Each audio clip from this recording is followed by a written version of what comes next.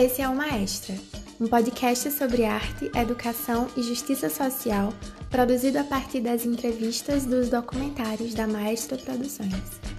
No episódio de hoje, conversamos com Luiz Costa Lima, professor emérito da PUC Rio de Janeiro. Ele é doutor em Teoria da Literatura e Literatura Comparada e, em 1962, ajudou a fundar a revista Estudos Universitários, além de ter colaborado com o programa de alfabetização de Paulo Freire.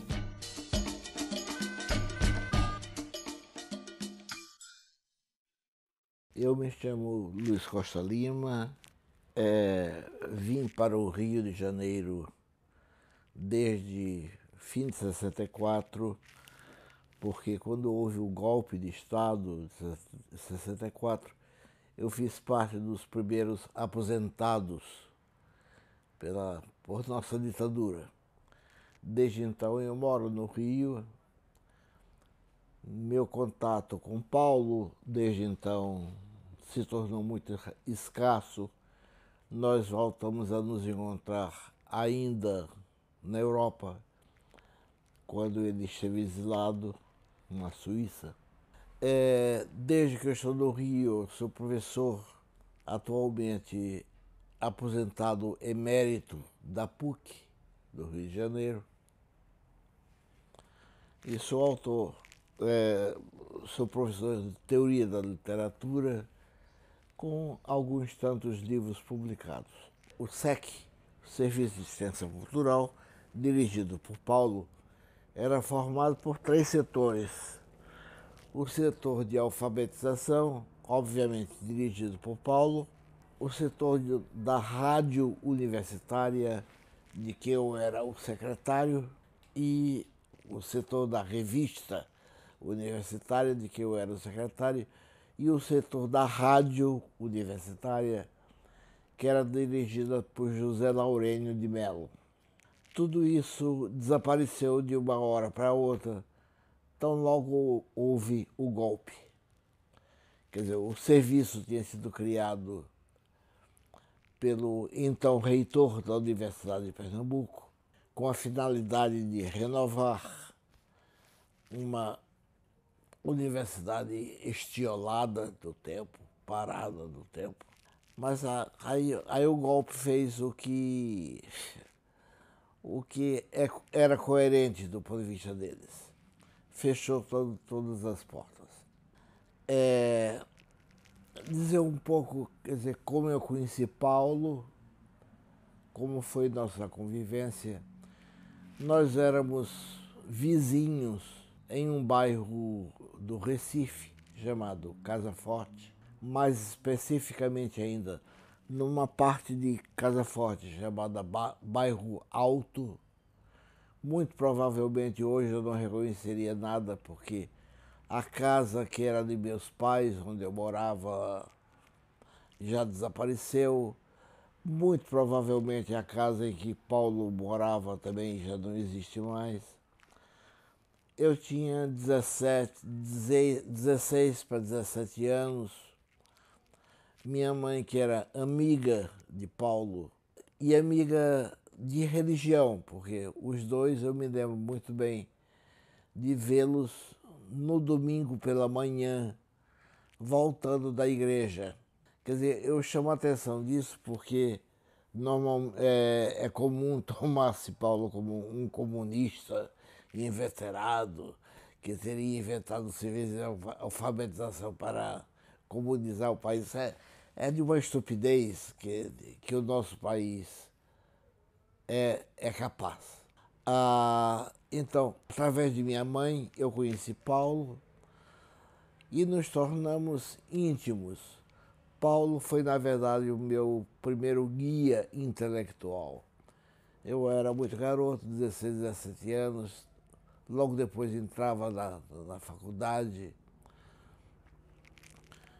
E não sei dizer que tempo nós teremos levado até a constituição do SEC. O fato é que o SEC, o Serviço de Extensão Cultural, foi criado em final de 1962, portanto não pôde durar muito tempo, porque em 64 estava aí. Nesse entretempo, tivemos um contato praticamente diário. Não apenas éramos vizinhos, mas ao sair de casa eu ia para a universidade e provavelmente já encontrava o Paulo por lá. Eu fazia parte do grupo dos professores dos professores que ensinavam aqueles que iriam ser os programadores da alfabetização. Eu nunca fui professor de alfabetização. Professor de alfabetização, essa expressão está errada, porque o serviço de Paulo era todo o oposto de alfabetizar. E, em vez disso, tratava-se de pôr no quadro negro uma determinada frase, digamos, eu sou pedreiro. Então, tratava-se de mostrar como de pedreiro se podia formar pedraria, pedrusca, etc, etc. Era todo o oposto de alfabetização. E eu era professor de cultura para os futuros professores.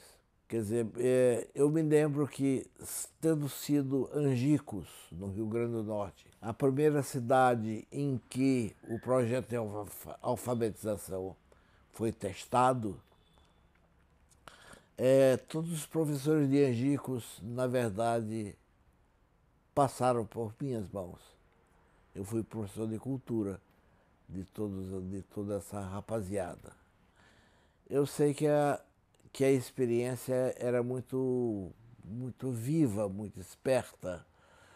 E, além de Angicos, eu me lembro de uma experiência mais local no próprio Recife, porque como prova mesmo do caráter religioso, não comunista, não tenho nada de contra comunismo, simplesmente estou insistindo sobre isso. A União dos Estudantes, União Nacional de Estudantes do Rio, tinha mandado que era ligado ao partido, esse sim, a UNE tinha enviado uma equipe para o Recife para servir de contrapeso ao SESC. E me lembro, nessa experiência, eu estava em um morro, em um dos tantos morros do Recife. Eu me lembro, certa vez, alguém estava dando uma aula, não alguém do SEC, alguém da UNE. Eu estava assistindo uma aula da UNE, em um morro do Recife. Então, o professor fazia questão de ensinar para a turma como era ser pedreiro. E não esqueço nunca dessa cena. Alguém se levanta e diz: eu não quero saber como é ser pedreiro, porque isso eu sou e eu sei melhor do que você. Eu quero saber como é que a gente aprende a ler e a escrever. Quer dizer, isso me marcou profundamente e mostrou o acerto da intuição de Paulo. A gente nunca conversou sobre isso, mas como eu sei que Paulo vinha de uma família muito pobre, tinha sido professor de português durante muito tempo. Seguramente foi a sua experiência como professor de língua, professor de português, e por seu estado de pobreza, foi a junção dessas duas coisas, pobreza e ser professor de português, que o fez imaginar o processo.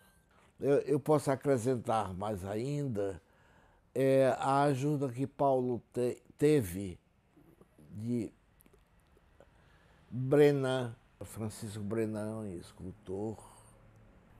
escultor, pintor, escritor. Brenan descobriu, eu já não me lembro exatamente como era, um processo de visualização das imagens no quadro. Eu sei que era uma máquina que projetava, funcionava como slide, mas não sei se chegava a ser slide. Projetava as imagens no quadro e permitia, portanto, maior facilidade de comunicação. Quer dizer, eu acho que e isso foi utilizado em Angicos. Seguramente a experiência de Brennan terá sido um instrumento importante para, para o êxito do projeto. Como eu dizia, eu era muito garoto, 16, 17 anos, por aí assim. Éramos vizinhos. Eu, na verdade, não dispunha de outro mentor intelectual. E a Biblioteca de Paulo foi a minha primeira guia. Eu me lembro que foi Paulo que me apresentou a um livreiro do centro da cidade. Foi o meu fiador, junto à livraria no Recife. Então, por que Paulo mentor? Eu diria inevitável que fosse.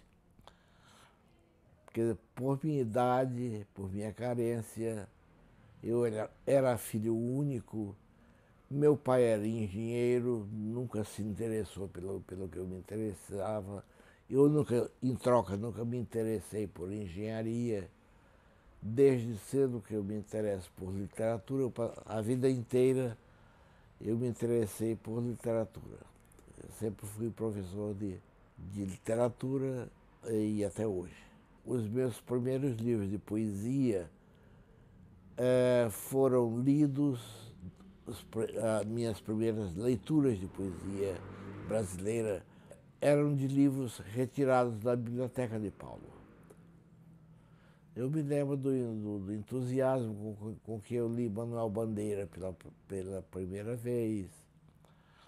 E toda a tradição modernista brasileira foi lida a partir de Paulo e, em consequência, os livros possivelmente eu os tenho até hoje. Comprei os meus exemplares, mas não foram os meus exemplares aqueles que foram os primeiros textos lidos meus, senão que os da biblioteca dele.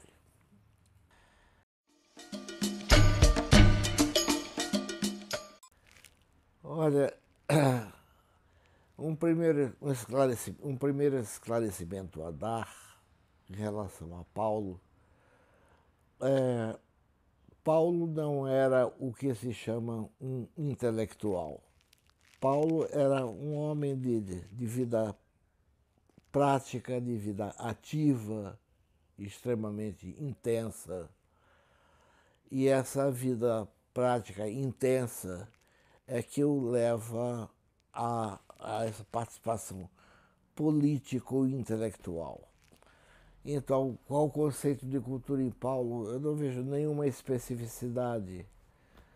Por cultura, né? Paulo não entenderia nada diferente do que qualquer um de nós entenderá.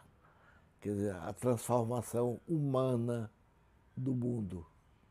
Não estou falando mal dele. Embora eu seja intelectual, eu não tomo ser intelectual como alguma coisa especial. Você é intelectual como alguém pode ser jogador de futebol.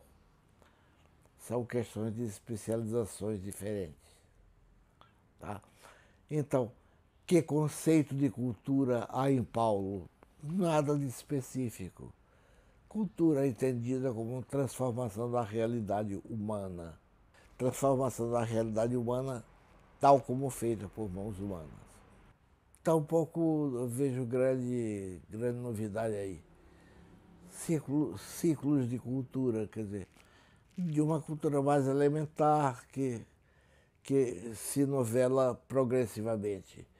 Utilizando o exemplo que eu dava da aula escutada, Eu não quero saber o que é ser pedreiro, porque isso eu sou e sei mais do que você. Eu quero saber mais. Quer dizer, eis os ciclos de cultura presentes. Nada teórico, algo bem prático, bem concreto. Olha, Recife, pelo que eu estou sabendo, até hoje talvez seja pior ainda, sempre foi uma cidade muito conservadora. E, sobretudo, contemporaneamente a Paulo e a minha presença aí, contemporaneamente por força da atração exercida por Gilberto Freire. Na época, a perseguição a Paulo muito deve aos artigos que Gilberto escrevia para o Diário de Pernambuco. O que tinha nesses artigos? Essas acusações mais banais. Eu não posso dizer concretamente porque não tenho os artigos em mãos, nem os guardei. Mas era a acusação de que aquilo era um movimento comunizante, contra as instituições e besteiras dessa ordem. Nada de muito importante, mas que calava fundo no espírito conservador da cidade. Eu não sei te dizer se nos artigos aparece o nome de Paulo explicitamente. Eu sei sim que explicitamente eram artigos de um reacionarismo profundo e favoráveis ao golpe, antes de que o golpe se realizasse. Gilberto sempre foi muito esperto e quando houve o golpe ofereceram a ele a Embaixada do Brasil em Lisboa, ele recusou. Ele sempre foi muito esperto. Agora, não sei te dizer se nesses artigos o nome de Paulo aparecia explicitamente. É provável que sim. O meu não aparecia. Eu era um garoto, simplesmente. Quer dizer, eu diria, o sistema de Paulo foi, ao menos, é a primeira coisa que eu conheço como resistência organizada ao reacionarismo pujante das instituições brasileiras. Como o definiria? Desde logo, eu diria, um homem extremamente sensível, religioso. Quando eu falei religioso, não estou me referindo à religiosidade usual nossa, de alguém que se confessa católico e nem a igreja vai. Como eu disse, eu me lembro de, nos domingos pela manhã, encontrar minha mãe voltando da missa com Paulo. Então, como defini-lo? Em primeiro lugar, como um homem extremamente sensível, intelectual por conta dessa sensibilidade, muito mais por conta da sensibilidade do que por formação intelectual propriamente dita. Tá? Religioso, extremamente honesto e pobre, assim eu o definiria. Eu sei da influência de Paulo porque eu escuto com frequência falar em Paulo. Como eu pertenço à PUC, então, dentro da PUC, não é nada raro ouvir falar em Paulo, mas não sei dizer se ele tem. Espero que ele tenha uma continuidade, mas não sei lhe dizer. Eu diria, eu me tomaria implicitamente como descendente de Paulo, eu que não faço educação, mas a minha linhagem de estudo tem esse caráter de renovação, de oposição ao conservadorismo nosso. Isso eu aprendi com Paulo. a experiência da honestidade intelectual. É como se alguém se dissesse: não espere que através da resistência, não espere que através de uma linha correta, não simplesmente dominante, não espere que isso lhe traga vantagens, que a vantagem esteja na própria opção tomada.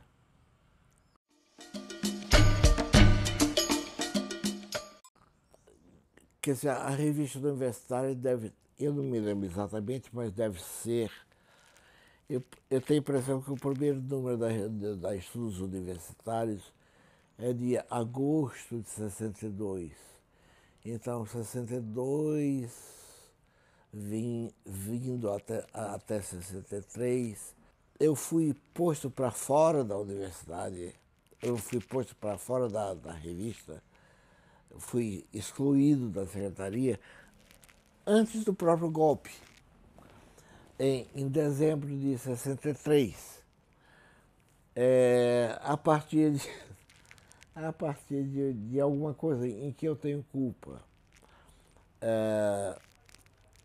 Como o Gilberto era muito vaidoso, eu me lembro que certa vez ele publica um artigo acusando a imprensa, acusando jornalistas comunistas de o apresentarem muito feio, com fotografias feias.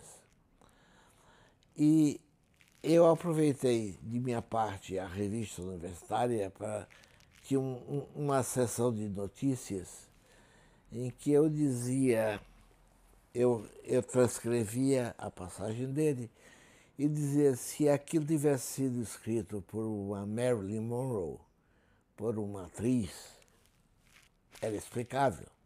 Mas não, isso era um trecho de um velho sociólogo, antropólogo. Obviamente que isso provocou uma celeuma enorme na cidade. E a direção da revista se encarregou de levar a questão ao reitor, exigir o afastamento do secretário da revista. Então, eu fui posto para fora da Estudos Universitários antes mesmo do golpe. Quando veio o golpe, tratava-se simplesmente de selar já o feito. Eu acho que chamar a atenção para o caráter de circulação de ideias,